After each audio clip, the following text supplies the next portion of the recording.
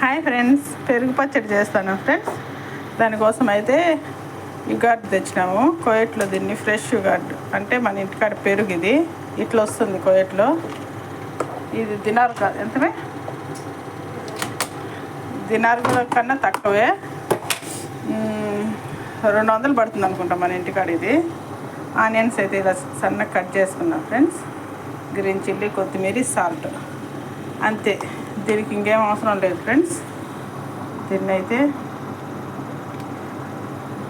రాదు, చూడండి ఫ్రెండ్స్ కోయట్లో పెరుగు ఎలా ఉందో. దీంట్లో అన్నీ కొద్ది కొద్దిగా వేసుకొని మిక్స్ చేసేసుకోవడమే ఫ్రెండ్స్.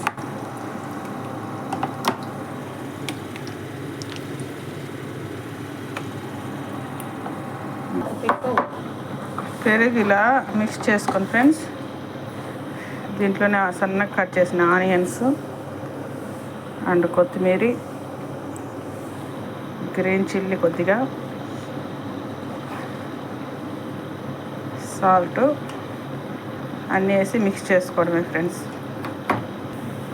కొద్దిగా వాటర్ అయితే యాడ్ చేసుకున్నాం ఫ్రెండ్స్. చాలా గట్టిగా ఉంది పెరుగని.